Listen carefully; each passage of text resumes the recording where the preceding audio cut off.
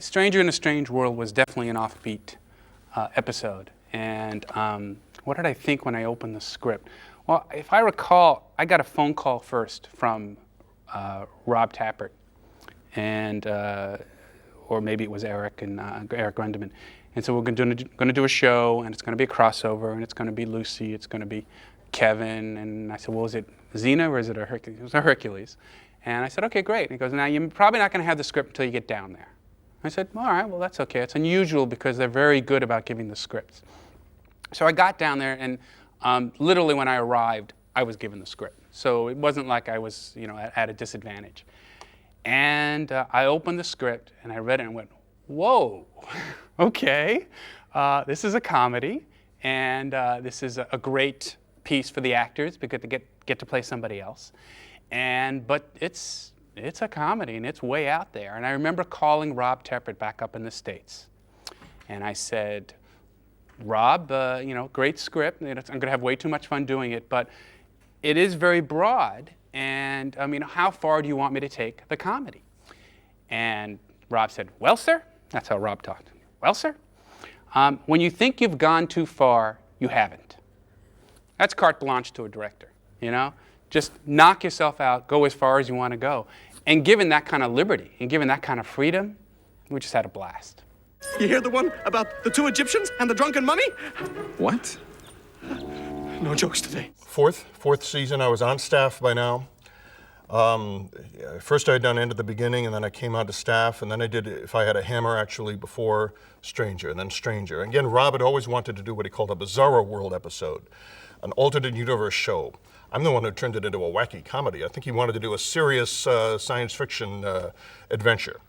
And for whatever reason, I took that thing home, and I decided that it would be more fun, I think, for Aeolus to be the one to journey to that world, and for Herc to be left behind. Still a big part of the story. Hercules, even though he doesn't get to go there, he has to deal with Aeolus II, the jester Aeolus, who comes. The two Aeoli swap places.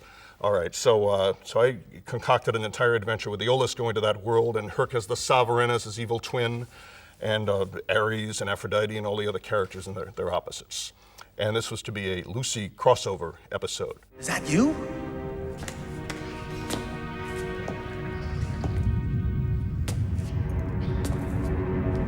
Hercules? A nice disguise. It almost allowed you to escape from me. Stranger in a Strange World, Kevin. There's the sovereign guy. The sovereign guy and the other guy. Yeah. And it's fun because Michael's the one who got to be all these different characters.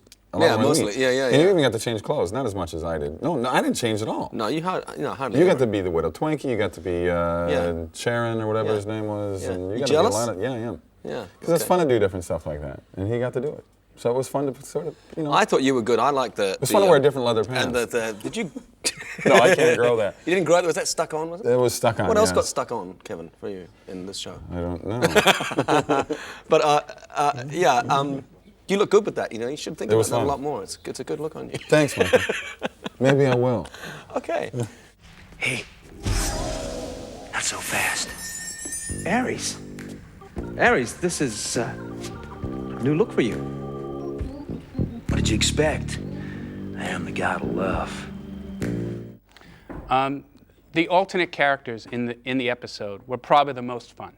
The reason is because people like Kevin Smith and Alexander Tidings play Aphrodite or Ares, and it's the same character, and while they're great characters, actors love to sink their teeth into something else, especially in the show that they're already in. In this case, they played total opposites. Kevin got to play the god of love, the love god, essentially what Cupid is. And Alexandra played totally opposite her character. She was not this sexy siren goddess. She was very reserved and very straightforward and wanted to do the right thing. And they loved that stuff. Aphrodite? You're all covered up. Watch your mouth. That's my blushing bride. So Aeolus II was a court jester, so I don't know why they thought I'd be good at that. and I remember. The class clown. You were disappointed that it didn't issue mics when you were in school. weren't Yeah, you? that's right. And sometimes, I think somewhere in one of those episodes, someone said, "Can you just do something funny?" I think I actually got that direction. Just do something I think funny. you did. I remember that now. And I'm thinking, Yeah. what the okay, doing whatever it was and juggling and falling over and stuff. So yeah, and you know he had nothing left to live for. Do you remember the moment though when you said to Kevin Smith, "If he does mime, I'm going to kill him"? And the next thing I'm going, I thought that was really funny. That's true. Aries.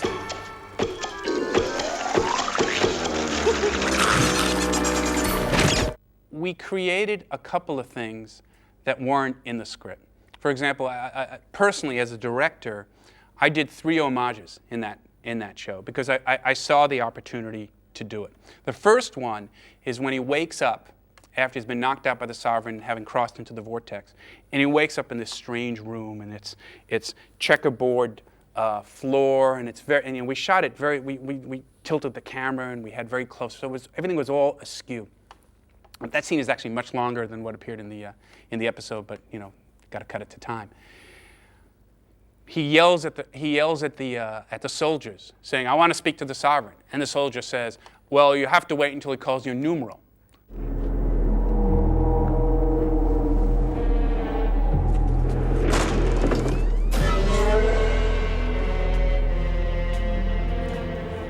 Hey! You guys in the clown suits! Let me out of here! I want to talk to Hercules! Quiet. When the Sovereign wants to see you, he'll call you a numeral. What is this place? What's happening? I am not a numeral! I'm a free man!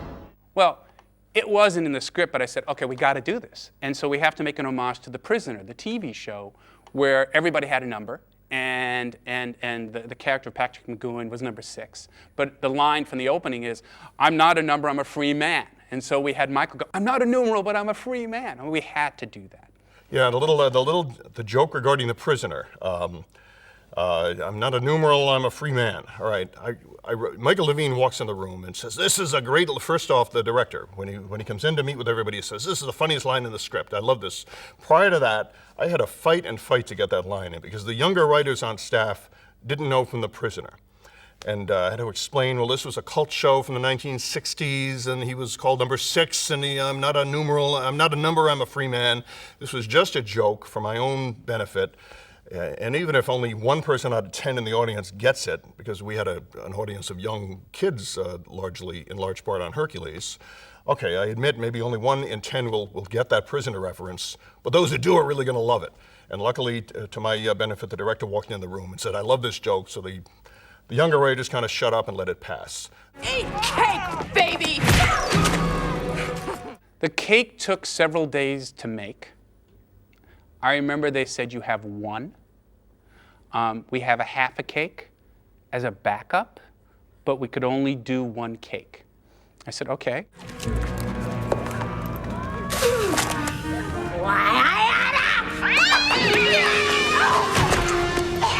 Empty calories are no calories. I wrote it. I didn't really envision such a huge cake, I guess, but they went all at it. They had a ball, and I think I wrote Lucy a thank you note and faxed to New Zealand after that episode, saying I really owe you one for going through that. It was, as far as I know, it was real cake, and it looked like it. I think I know we shot a second camera. We might have even shot a third camera. I might have kind of begged and borrowed somewhere a third camera because we're nervous about not getting the coverage as we were going into the cake and everyone was moving around. What you see in the show is the dialogue leading up to it. Lucy is swung around, boom, into the cake, and everything is ad-lib after that. All the lines, all the fighting, and you can actually see Alexandra laughing at some point, and we're all just standing around watching it. You know, look, anytime you're throwing around pies on a set or you have a cake fight, it's a lot of fun, and and it's hard to stay in character. So they were having way too much fun on that, and we got through it. They were messed up. They were really messed up about it.